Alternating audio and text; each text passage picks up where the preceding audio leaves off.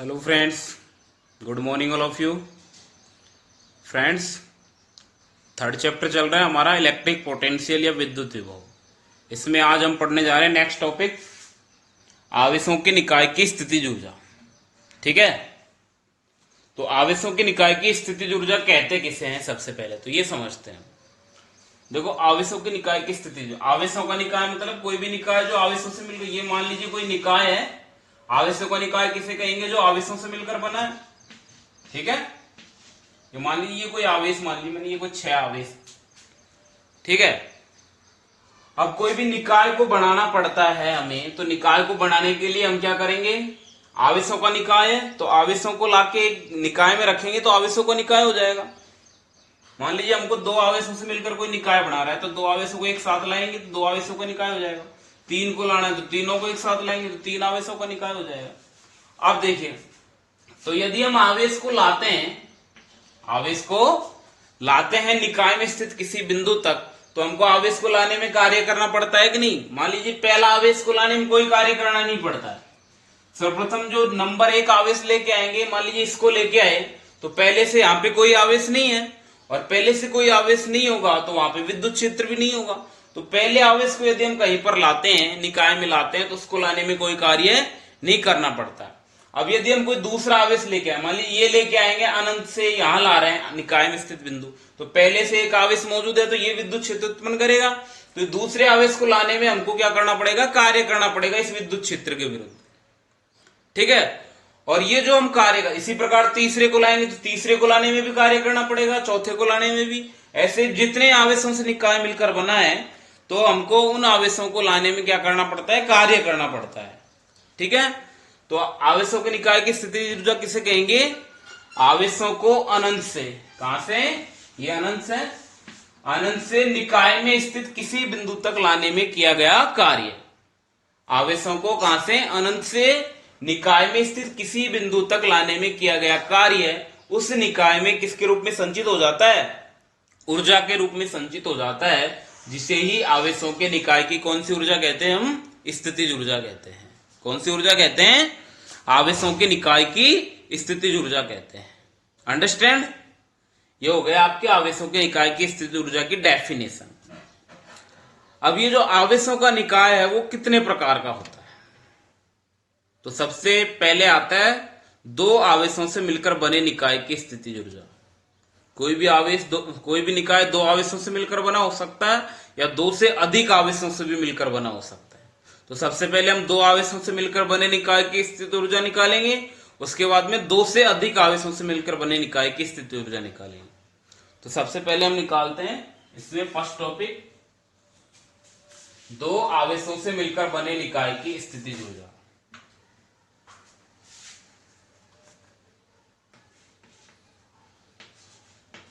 दो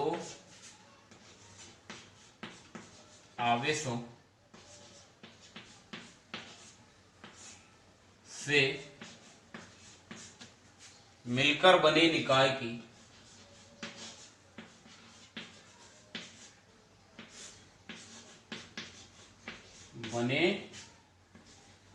निकाय की स्थितिज ऊर्जा।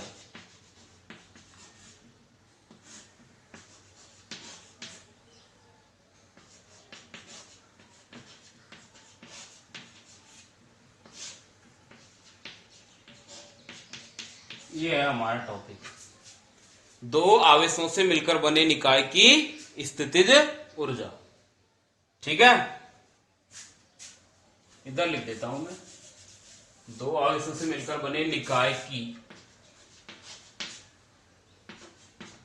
स्थितिज ऊर्जा।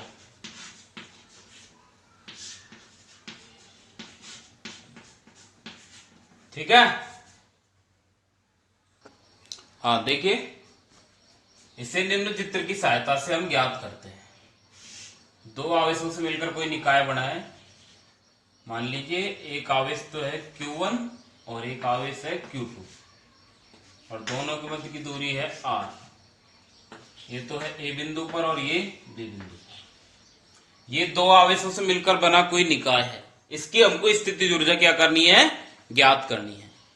तो 2 आवेशों से मिलकर बने निकाय की स्थितिज ऊर्जा कैसे ज्ञात करेंगे, तो सबसे पहले हम एक आवेश लेके आएंगे, उसके बाद भी दूसरा आवेश लेके आते हैं। ठीक है, तो मैं लिखता हूं माना प्रारंभ में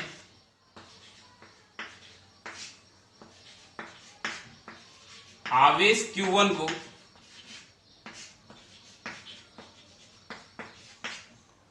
अनंत से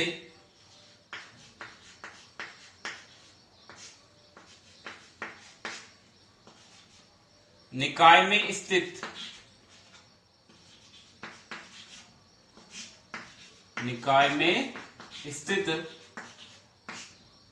बिंदु ए तक लाया जाता है, या बिंदु ए पर लाया जाता है।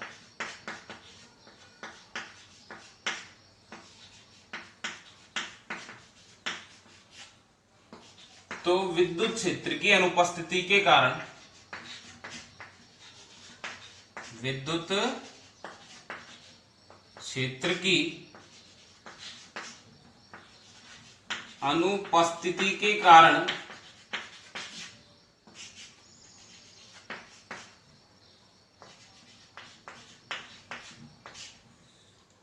इसे लाने में किया गया कार्य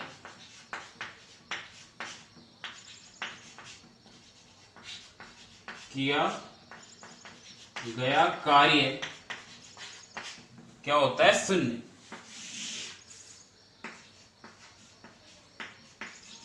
शून्य होता है।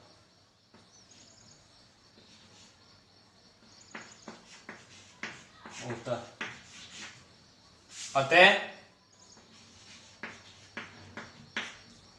Q1 को लाने में किया गया कार्य W1 बराबर क्या हो जाएगा? 0। समीकरण नंबर 1। आवेश Q1 को लाने में किया गया कार्य क्या हो गया? 0। अब आवेश Q2 को, अब Q2 को कहां से लाएंगे? अनंत से। पहले तो Q1 को लिया है, तो Q1 को हम ला रहे हैं, तो क्या होता है? कार्य शून्य हो रहा है, W1 बराबर 0। अब आवेश Q2 को अनंत से निकाय में स्थित बिंदु B पर लाते हैं, तो आवेश Q1 के कारण उत्पन्न विद्युत क्षेत्र के विरुद्ध क्या करना पड़ता है? कार्य करना पड़ता है। क्या करना पड़ता है? कार्य करना पड़ता है। अतः आवेश Q2 को लाने में किया गया कार्य डायरेक्ट लिख देता हूं मैं। देखो, पहले आवेश Q1 को लाए, तो पहले से कोई सा आवेश नहीं है, तो इसको लाने में किया गया कार्य W1 बराबर 0 हो गया, क्योंकि यहां पे विद्युत क्षेत्र है ही नहीं। अब आवेश Q2 को अनंत से लाते हैं। अब आगे मैं लिखूंगा आवेश Q2 को अनंत से निकाय में स्थित बिंदु B तक लाने में आवेश Q1 के कारण उत्पन्न विभव V1 के विरुद्ध क्या करना पड़ता है? कार्य। या आवेश Q1 के कारण उत्पन्न विद्युत क्षेत्र के विरुद्ध कार्य करना पड़ता है। अतः आवेश Q2 को बिंदु B पर लाने में किया गया कार्य W2 बराबर क्या होता है? कार्य बराबर, देखो हमने इससे पहले पढ़ा था विभव V बराबर W/Q0, यही था ना। तो W निकालेंगे, विभव गुणा क्या हो जाएगा? आवेश। तो W2 बराबर V1 into Q2, equation number 2। यहां V1 क्या है? आवेश Q1 के कारण उत्पन्न विभव। मैं नीचे लिख देता हूं, यहां V1 बराबर क्या है? आवेश Q1 के कारण उत्पन्न विभव क्या हो जाएगा? KQ1/R। आवेश Q1 के कारण बिंदु B पर उत्पन्न विभव है। समीकरण नंबर 3 से किस में रख देंगे? 2 में। Equation 3 to equation 2। तो क्या आ जाएगा? W2 बराबर KQ1/R, इक्वेशन नंबर 4। ठीक है, ये तो आ गया W1 आवेश Q1 को लाने में कार्य किया गया कार्य है, और ये W2 आवेश Q2 को लाने में किया गया कार्य। अतः दोनों आवेशों को लाने में किया गया कुल कार्य कितना हो जाएगा? दोनों का योग।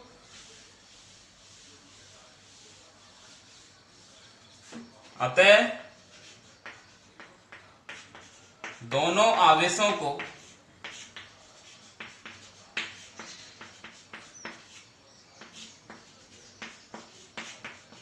लाने में किया गया कुल कार्य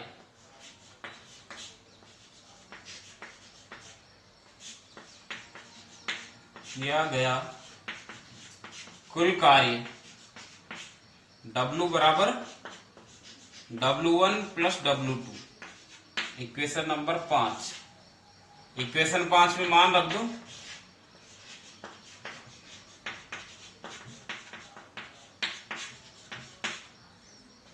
W बराबर 0 plus K Q1 Q2 upon R।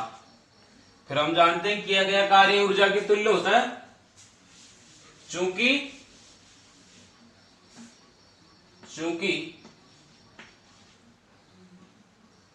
W बराबर क्या है U, अतः U बराबर K Q1 Q2 upon R। ये दो आवेशों से मिलकर बने निकाय की क्या आ गई? स्थितिज ऊर्जा आ गई। ठीक है, समीकरण 6 दो आवेशों से मिलकर बने निकाय की स्थिति ऊर्जा का व्यंजक है। मान लीजिए आपको दे दिया क्वेश्चन कि कोई भी दो आवेशों से मिलकर बना निकाय है जहां पे दोनों आवेश स्मॉल r दूरी पर स्थित है, तो उनकी स्थिति ऊर्जा क्या हो जाएगी? U बराबर K Q1 Q2 upon R। ठीक है, ये दो आवेशों से मिलकर बने निकाय की स्थिति ऊर्जा का व्यंजक आ गया है।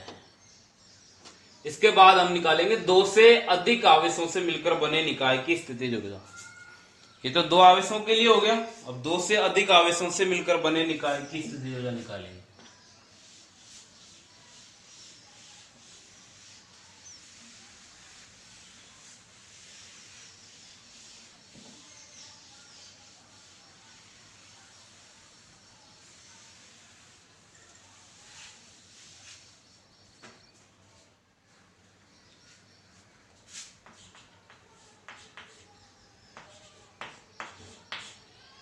दो से अधिक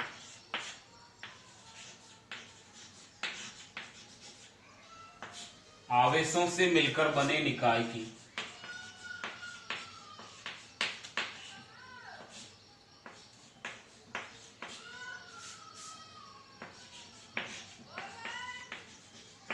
मिलकर बने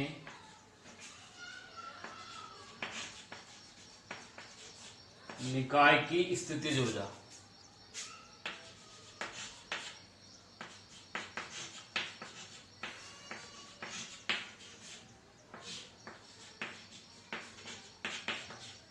ठीक है, अब हम ज्ञात करते हैं दो से अधिक आवेशों से मिलकर बने निकाय की स्थितिज ऊर्जा। यह निकाय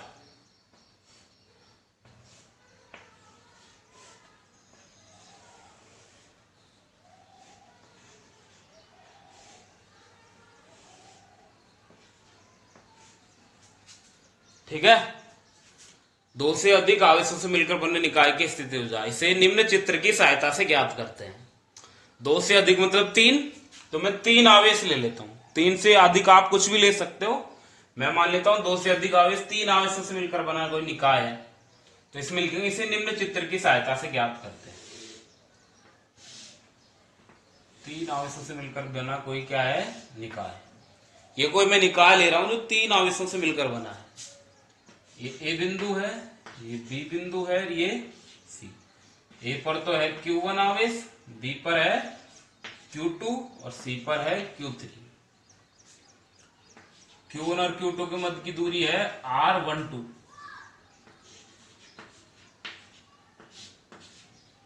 Q2 और Q3 के मध्य की R23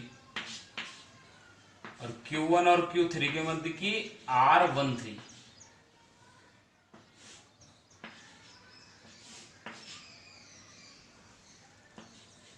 ठीक है, ये कोई निकाय है जो तीन बिंदु आवेशों से मिलकर बना है, Q1 Q2 और Q3। ए बिंदु पर Q1 आवेश है, बी बिंदु पर Q2, सी बिंदु पर Q3 आवेश है, और इनके मध्य की दूरी मैंने लिख रखी है R12, R23 और R13। तो लिख देंगे चित्रानुसार कोई निकाय तीन बिंदु आवेशों से मिलकर बना है, जो कि क्रम से क्या है? Q1 Q2 Q3, और ये बिंदु A B व C के मध्य सी पर रखे हुए हैं।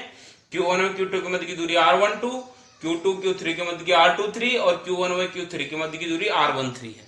ठीक है, अतः सर्वप्रथम हम कौन से पहले आवेश को लेके आएंगे, तो आवेश Q1 को अनंत से निकाय में स्थित बिंदु A तक लाने में किया गया कार्य W1 बराबर क्या हो जाएगा 0, क्योंकि पहले आवेश को लाने में किया गया कार्य क्या होगा 0। अभी हमने पढ़ा पिछले टॉपिक में, तो आवेश सबसे पहले जिस भी आवेश को हम लेके आते हैं अनंत से, तो उसको लाने में किया गया कार्य क्या होगा 0। ठीक है, तो W1 बराबर हो गया 0। अब आवेश Q2 को अनंत से निकाय में स्थित बिंदु B तक लाने में किसके विरुद्ध कार्य करना पड़ता है, आवेश Q1 के कारण उत्पन्न विभव V के विरुद्ध, या आवेश Q1 के कारण उत्पन्न विभव V1 के विरुद्ध क्या करना पड़ता है, हमको कार्य करना पड़ता है। अतः इस स्थिति में किया गया कार्य W2 बराबर क्या हो जाएगा, आवेश Q1 के कारण उत्पन्न विभव में मान लेता हूं V1 इंटू Q2, समीकरण नंबर 2। ठीक है यहां तक। अब देखो आवेश Q1 के कारण उत्पन्न विभव का सूत्र होता है KQ/R। तो बिंदु B पर कितना विभव होगा, यहां V1 बराबर KQ1 बटे दूरी कितनी है R12 है, तो क्या हो जाएगा W2 बराबर KQ1 Q2 बटे R12, इक्वेशन नंबर 3। ठीक है यहां तक। इतना तो हमने पिछले टॉपिक में पढ़ लिया था, ये दो आवेशों से मिलकर बने निकाय का हो गया। अब तीसरा आवेश भी हम लेके आएंगे। तो सबसे पहले आवेश को लेके आए तो कोई सा भी आवेश यहां पे मौजूद नहीं था, तो W1 बराबर 0 हो गया। दूसरा आवेश लेके आए Q2, तो पहले से Q1 आवेश है, तो Q1 आवेश के कारण उत्पन्न विभव V1 के विरुद्ध कार्य करना पड़ेगा, तो W2 बराबर V1 इंटू Q2 हो गया। अब तीसरा आवेश Q3 को लेके आएंगे अनंत से, तो पहले से दो आवेश मौजूद है, तो दोनों के कारण उत्पन्न विभव के विरुद्ध कार्य करना पड़ेगा। आवेश Q3 को अनंत से निकाय में स्थित बिंदु C पर लाने में दोनों आवेशों कौन कौन से आवेश Q1 व Q2 के कारण उत्पन्न विभव क्रमशः V1 व V2 के विरुद्ध कार्य करना पड़ता है। अतः आवेश Q3 को लाने में किया गया कार्य, मैं थ्योरी नहीं लिख रहा हूं, डायरेक्ट लिख देता हूं।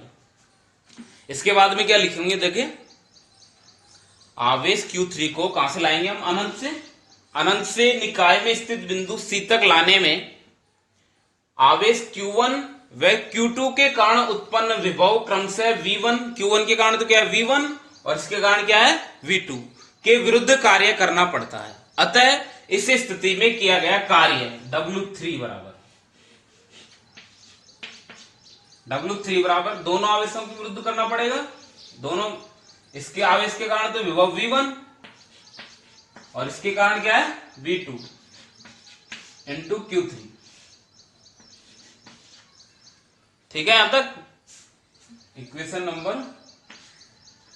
4, V2 का मान कितना होगा, यहां V2 बराबर V1 का और V2 का मान कितना होगा, देखो V1 और V2 दोनों को मतलब यहां V1 बराबर V1 कितना होगा C बिंदु पर KQ1 बटे R13, KQ1 बटे R13 एवं V2 बराबर, पहले V1 हमको B बिंदु पर ज्ञात करना था, तो ये आ गया था। ठीक है, अब हमको C बिंदु पर ज्ञात करना, क्योंकि C पर लाते ना आवेश को, तो क्या हो जाएगा, देखो KQ1 बटे दूरी कितनी है R13, ये हो गया। अब V2 के लिए KQ2 बटे R23, KQ2 बटे R23 है, तो क्या हो जाएगा W3 बराबर V1 का मान KQ1 बटे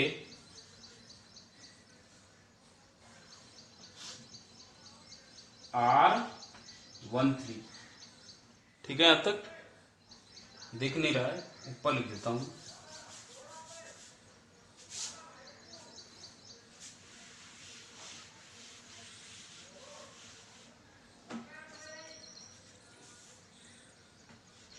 W3 बराबर K Q1 बटे R13 प्लस V2 का मान कितना है K Q2 बटे R23, ठीक है, इंटू Q3 दोनों से गुणा कर दो। W3 बराबर K Q1 Q3 बटे R13 plus K Q2 Q3 बटे R23। इक्वेशन नंबर आ गया आपके ये 5, ठीक है। तो तीनों आवेशों को लाने में किया गया कार्य ये हो गया, अतः कुल कार्य कितना हो जाएगा, अतः तीनों आवेशों को लाने में किया गया कुल कार्य W बराबर क्या हो जाएगा, W1 plus W2 plus W3, equation number 6। अब समीकरण 6 में मान रख दीजिए। देखो W1 का मान तो 0 है ही, W2 ये है, W3 है, तो समीकरण 6 में मान रख दो। इक्वेशन 6 में मान रखने पर क्या आ जाएगा, W बराबर W1 की वैल्यू कितनी है 0 प्लस W2 की वैल्यू कितनी आई हमारे पास K Q1 Q2 upon R12 plus W3 की वैल्यू ये रही K Q1 Q3 बटे R13 plus K Q2 Q3 बटे R23, ठीक है यहां तक।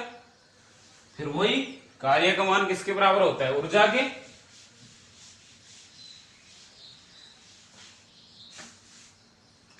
क्योंकि W बराबर क्या है U है, तो क्या हो जाएगा U बराबर K Q1 Q2 बटे R12 plus K Q1 Q3 बटे R13 plus K Q2 Q3 बटे R23। इक्वेशन नंबर हो जाएगा ये आपके 6 या 7। और ये क्या आ गई, दो से अधिक आवेशों से मिलकर बने निकाय की स्थितिज ऊर्जा का व्यंजक आ गया, ठीक है। दो से अधिक आवेशों से मिलकर बने निकाय की स्थितिज ऊर्जा ये हो जाएगी, ये हो गया आपके आवेशों से मिलकर बने निकाय की स्थितिज ऊर्जा का व्यंजक हो गया, ठीक है, अंडरस्टैंड। तो ये टॉपिक यहीं पे समाप्त होता है। चैनल को लाइक और सब्सक्राइब जरूर करेंगे, ठीक है, धन्यवाद।